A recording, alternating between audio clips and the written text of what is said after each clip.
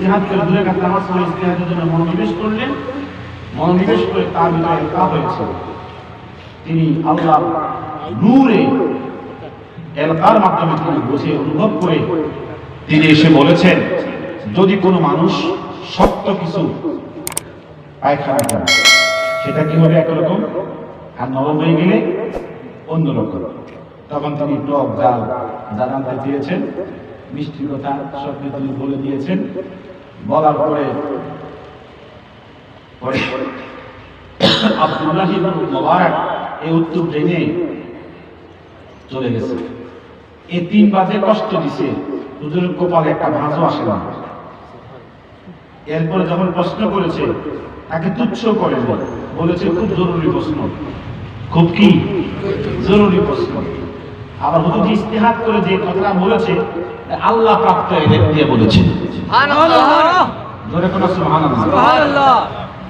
আউজাইকে যখন এই কথা পৌঁছানো হয়েছে, ইমাম আউজাই বলেছে, আমি তার ধৈর্য টেস্ট করেছি আর তার বুদ্ধিমত্তা টেস্ট করেছি। আমার বিশ্বাস তার বুদ্ধিমত্তায় পৃথিবীর কোনো ব্যক্তি তার সমকক্ষ হবে না, আর তার ধৈর্যের সামনে কোনো পৃথিবীর কোনো আলেম তার ধারে কাছে যাবে না। ওইখান থেকেই ইমাম আউজাই তার ভক্ত হয়ে গেছে। আপনার কষ্ট হচ্ছে না? কিন্তু চলবে নাকি বন্ধ করে দেবে?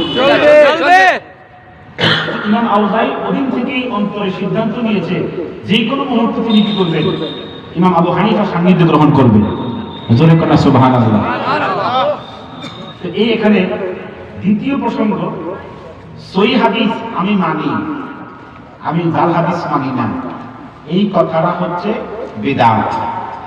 এই কথাটা কি বিদআত? কারণ নবীজির কোন সাহাবী সহিহ হাদিস মানি এই কথা বলেছে, জাল হাদিস মানি না এমন কোন কথা কোন সাহাবী বলে নাই।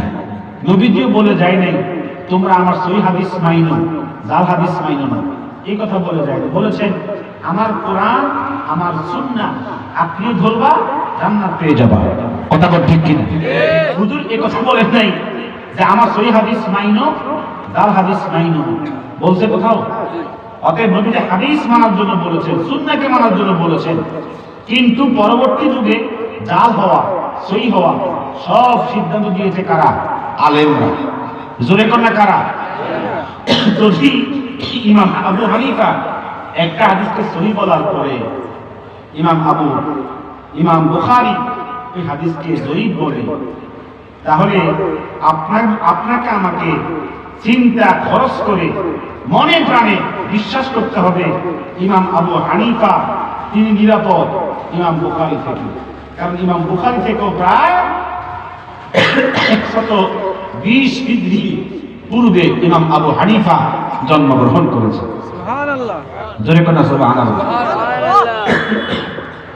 অতএব যারা বলে সহিহ হাদিস মানি, এই স্লোগান সম্পূর্ণ বিদআতি স্লোগান। এই জাতীয় স্লোগান হুজুরও করেন নাই, সাহাবায়ে কেরাম করেন নাই। কথা বলেন ঠিক কিনা? ঠিক না বেটা? অতএব সহিহ হাদিস মানি এই কথা বলে মানুষকে ধোঁকা দেওয়া হচ্ছে, ললিপপ ধরায় দেওয়া। ঠিক না বেটা? ঠিক। তৃতীয় প্রসঙ্গ আসে, 3 নম্বর প্রসঙ্গ। আপনারা সকলে জানেন আমরা বলি কি ক্বালা রাসূলুল্লাহ সাল্লাল্লাহু আলাইহি ওয়াসাল্লাম, বলি কি বলি না? একটু জোরে বলতে হবে, বলি কি বলি না? আমাদের আহলে হাদিসের ভাইয়েরাও যখন বলে ক্বালা রাসূলুল্লাহ সবাই বলে সাল্লাল্লাহু আলাইহি ওয়াসাল্লাম। এই জায়গাতে দুরূদ শরীফকে কেন্দ্র করে তারা কি বলে? আল্লাহুম্মা সাল্লি আলা মুহাম্মদ ওয়া আলা আলি মুহাম্মদ। উঠায় বসায় বক্তৃতায় সব জায়গায় এই দুরূদ শরীফ ছাড়া আর কোন দুরূদ শরীফ পড়ে না। কিন্তু হুজুরের নাম যখন উচ্চারণ করি তখন আমরাও পড়ি সাল্লাল্লাহু আলাইহি ওয়াসাল্লাম, তারাও পড়ে সাল্লাল্লাহু আলাইহি ওয়াসাল্লাম। এই দুরূদ শরীফটা পৃথিবীর কোন হাদিসের গ্রন্থে সনদ সহকারে, কি সহকারে? সনদ সহকারে যে নবীজি বলেছেন, সাহাবায়ে কেরাম বলেছেন যে নবীজির নাম শোনার পরে তোমরা কি করবা? সাল্লাল্লাহু আলাইহি সাল্লাম পড়বা। এরকম কোন সনদের সাথে সংযুক্ত হয়ে এইভাবে কোন হাদিস বর্ণিত হয়নি।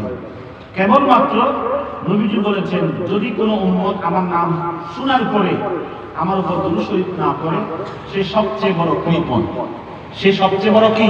কৃপণ। অতএব নবীজির নাম শোনার পরে দুরূদ শরীফ পড়া নবীজির পক্ষ থেকে ডাইরেক্ট কি উৎসাহ, উদ্দীপনা। এখন আমরা কি করি? দুরূদ শরীফ পড়ি সাল্লাল্লাহু আলাইহি ওয়াসাল্লাম। আল্লাহ তার উপরে রহমত বর্ষণ করে এবং তাকে শান্তি বর্ষণ করে। ধরে বলেন সুবহানাল্লাহ। এই যে দুরূদ শরীফটা পড়ি, এটা মূলত কোনো সনদেও নাই, কোনো হাদিসেও নাই। এটা হচ্ছে বানানো। এটা বানানো মানে কি? এটা হচ্ছে আমাদের প্রয়োজনে আমরা বানিয়েছি। কারণ যদি আমরা নবীজির নাম শোনার পরে আল্লাহুম্মা সাল্লি আলা মুহাম্মদ ওয়া আলা আলি মুহাম্মদ কামা সাল্লাইতা আলা ইব্রাহিম ওয়া আলা আলি ইব্রাহিম ইন্নাকা হামিদুম মাজিদ আল্লাহুম্মা বারিক আলা মুহাম্মদ, এটা পড়া শুরু করি, তো বক্তব্য দেওয়া যাবে কথা বল না। এই কারণে মুহাদ্দিসিনে কেরাম দেখেছেন, হুজুরের নাম পড়ার পরে যদি আমরা ছোটখাটো একটা দুরূদ শরীফ বানায়া দেই, হুজুরের হাদিস পড়ার জন্য সহজ হবে। আর না বানায়া দেয়, তারা হুজুরের নাম শোনার পরে যদি ইব্রাহিম তারা পড়ে, যদি এটাই পড়ে, তারা হাদিস পড়া লাগবে না। কথা বলেন ঠিক? এই কারণে মুহাদ্দিসিনে কেরাম সাল্লাল্লাহু আলাইহি ওয়াসাল্লাম এই দুরূদ শরীফকে বানাইছেন। তো বুঝা গেল যে হুজুরের দুরূদ শরীফকেও মুহাদ্দিসিনে কেরাম প্রয়োজনে কি করেছেন? তৈরি করেছেন, নাকি তৈরি করেন নাই? অতএব হুজুরের জন্য তৈরি করা দুরূদ শরীফ পড়া জায়েজ নাই, হারাম, ওরা ফতোয়া দেয়। কিন্তু নিজেরাই হুজুরের দুরূদ শরীফ বানানো দুরূদ শরীফ নিজেরা পড়ে। কথা ঠিক না ঠিক? এই দুরূদ শরীফ নিজেরা পড়ে। বুখারী শরীফের মধ্যে আছে না? না, জোরে কর না। মুসলিমে, আবু দাউদে, সকল গ্রন্থে সাল্লাল্লাহু আলাইহি ওয়াসাল্লাম আছে। এটা কিন্তু সনদের মধ্যে নাই, শুধুমাত্র মুহাদ্দিসদের বানানো দুরূদ শরীফ। তাহলে বোঝা যায় বহু বিদআত তারা নিজেরাও করে। ঠিক ঠিক নাকি করে না? করে। জোরে বলতে হবে করেনি? করে। নিজেরাও বিদআত কি করে? করে, কিন্তু স্বীকার করে না। জোরে করে না, কি করে না? স্বীকার করে না। আরেকটা বিষয় শুনেন, 4 নম্বরে আমি রাধা রাহুলকে ধরেছিলাম, ইন্ডিয়া সে ইসলাম প্রচারক নামে সে পরিচিত।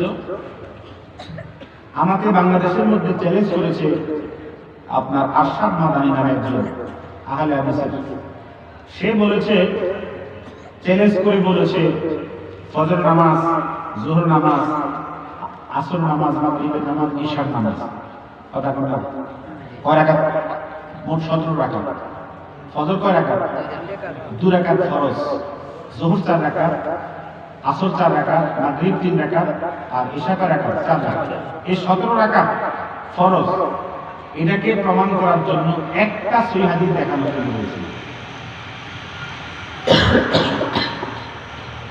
আমি যখন চ্যালেঞ্জ করলাম যে ফজর নামাজ 2 রাকাত ফরজ, এটাকে প্রমাণ করার জন্য, যোহর 4 রাকাত ফরজ প্রমাণ করার জন্য, আসর 4 রাকাত ফরজ প্রমাণ করার জন্য, মাগরিব 3 রাকাত ফরজ প্রমাণ করার জন্য এবং এশার নামাজ 4 রাকাত ফরজ প্রমাণ করার জন্য একটা সহিহ হাদিস দেখানো। গোটা পৃথিবীর সমস্ত আগে হাদিস এই চ্যালেঞ্জকে গ্রহণ করেনি। ভালো করে খেয়াল করুন, যেখানে ইসলামের মূল ইবাদত হচ্ছে নামাজ, আপনারা কি বলতে পারবেন যে কোরআনের আয়াতের মধ্যে বলছে তোমরা ফজর নামাজ 2 রাকাত পড়ো? জি না। কি কথা বলেন? নাই। যোহর নামাজ 4 রাকাত পড়ো? নাই। আয়াতে কোথাও আছে? জি না। আয়াতে কোথাও নেই। বুখারী মুসলিমের দোহাই দেয় এরা। বুখারী মুসলিমে কি দেয়? দোহাই দেয়। সহিহ হাদিস মানে বুখারী মানে মুসলিম মানে। পুরো বুখারীতে 6275 হাদিস, 7275 হাদিস। এই 7275 হাদিসের কোথাও নাই ফজর 2 রাকাত, যোহর 4 রাকাত, আসর 4 রাকাত, মাগরিব 3 রাকাত, ইশা 4 রাকাত। কোন হাদিসে নাই। মুসলিম শরীফ 12 হাদিস। এই মুসলিম শরীফে কোথাও নাই যে এরকম 17 রাকাত নামাজ ফরজ, কোথাও নাই। আমি যখন চ্যালেঞ্জ করলাম তোমরা সহিহ হাদিস মানো, তাহলে সহিহ হাদিস দিয়ে দেখাও ফজর থেকে ইশা পর্যন্ত 17 রাকাত নামাজ ফরজ। এই চ্যালেঞ্জ কেউ গ্রহণ করো। পরে দাদা রাহুল কি করছে, আমার চ্যালেঞ্জ গ্রহণ করে সে একটা ভিডিও তৈরি করছে। দেশের কোন পাবলিক গ্রহণ করছে না, এই ভিডিও গ্রহণ, সে চ্যালেঞ্জ গ্রহণ করে ভিডিও তৈরি করছে। তৈরি করে সে দলিল দিচ্ছে যে বুখারী শরীফে আছে ইসলামের প্রথম যুগে মক্কাতে আল্লাহ পাক নামাজ ফরজ করেছেন 2 রাকাত করে। ভালো করে মনোযোগ দিয়ে শুনুন। আল্লাহ পাক প্রত্যেক ওয়াক্তে নামাজ ফরজ করেছেন কয় রাকাত করে? 2 রাকাত না কয় রাকাত? তাহলে ফরজ নামাজে প্রত্যেক ওয়াক্তে 2 রাকাত পড়লে 5 ওয়াক্তে কয় রাকাত হয়? 17 হয়নি? কি কথা বলেন? 17 হয়েছে নি? এবারে আসেন বুখারী মুসলিমের যত হাদিস আছে এই রাকাত সংখ্যা সংক্রান্ত সব হাদিসের নির্যাস কথা হচ্ছে মক্কাতে নামাজ ছিল 2 রাকাত 2 রাকাত। যখন হুজুর মদিনায় চলে গেছে তখন জিদা রাকাতাইন, তো প্রত্যেক ওয়াক্তে 2 রাকাত করে বাড়াইছে। প্রত্যেক ওয়াক্তে কত রাকাত বাড়াইছে? 2 রাকাত। যদি মক্কার নামাজ ধরেন তাহলে 5 ওয়াক্তে 10 রাকাত, আর যদি মদিনার নামাজ ধরেন প্রত্যেক ওয়াক্তে 2 রাকাত বাড়াইছে, তাহলে 4 5 20 রাকাত। কথা কোন না? 4 5 কত? তাহলে আমাদের এই হাদিস এখানেই বক্তব্য শেষ। কিন্তু সহি হাদিস যদি বলে আমি পুরো পৃথিবীর সব সহি হাদিসে বক্তব্য করলে